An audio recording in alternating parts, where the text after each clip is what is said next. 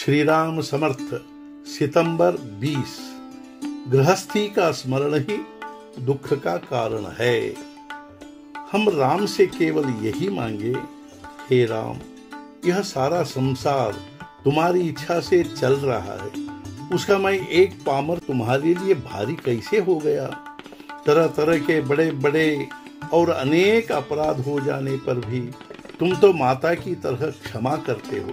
जो भी हो, जो माँ की शरण आता है उसे मरण नहीं दिया जाता, ऐसा आज तक सुना है।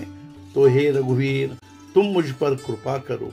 राम दाता है यह जानकर तुम्हारे द्वार पर आया हूँ। तो अब राम, तुम मुझे बहुत कसो मत। तुम्हारे बिना यह संसार अब मुझे शून्य अर्थात व्यर्थ लगता है। मैंने जहां जहां भी लोभ किया वह सब दुखदायक हुआ। अब राम, मैं कहां कहां जाऊं, तुम्हें छोड़कर कहां रहूं। मैं ऐसा स्थान कहां पाऊंगा जहां मुझे संतोष प्राप्त होगा।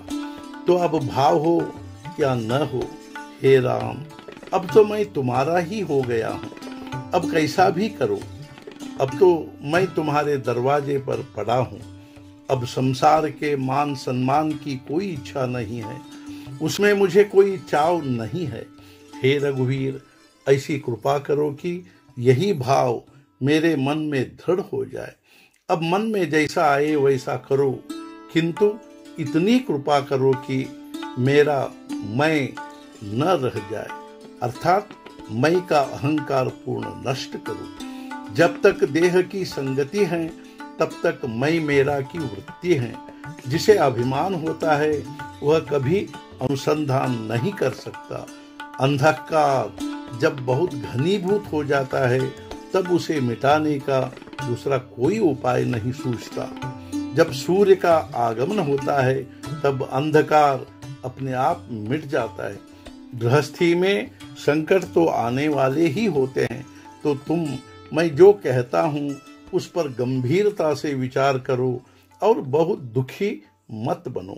गृहस्थी का स्मरण ही दुख की जड़ है, यही उसका मूल कारण है। इसी को यदि तुम रटते हो तो जो भगवान आनंद स्वरूप है उसका स्मरण भी नहीं होगा। सुख दुख की उत्पत्ति अपनेपन में ही है, स्वार्थ का मतलब ही है अपनापन। इसलिए मैं का ममत्व ही दुख का कारण है। हम मेरा मेरा करके बरतते रहें तो हम सुख दुख चिंता शोक आदि के धनी बनना पड़ेगा। ऐसा हो ऐसा न हो, इसका कैसे होगा उसका कैसे होगा, यह जो चित्त की अस्वस्थता है यही चिंता है। सुख दुख के कारण ही चित्त की स्थिरता नहीं रहती, किंतु वास्तव में स्थिरता ही चित्त की सच्ची अवस्था है। सुख दुख हमारी परिस्थिति पर निर्भर नहीं होता, वह तो हमारे भान पर, मन की शक्ति पर निर्भर होता है। जिसे किसी एक बात में सुख लगता है वही बात दूसरे के लिए दुखदायक होती है। दुख का मूल कारण यह है कि हम संसार को ही सत्य मान बैठे हैं। हमने फल की आशा कर अपार कष्ट किए, लेकिन फल तो प्राप्त हुआ ही नहीं, उल्टे वह दुख का कारण हुआ। हमारा चित्त विषयाधीन होने के कारण ही दुख हुआ है, दुख का और दूसरा कारण नहीं है। बीती हुई बातों का स्मरण, आगे होने वाली बातों का चिंतन, यही दुख के सच्चे कारण है।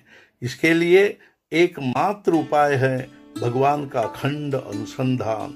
गृहस्थी सुख की नहीं होती, वह तो कर्तव्य की होती है।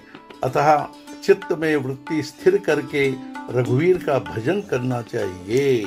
आज का मुख्य विचार, हे राम, सुख दुख दोनों तुम्हें अर्पण किए हैं।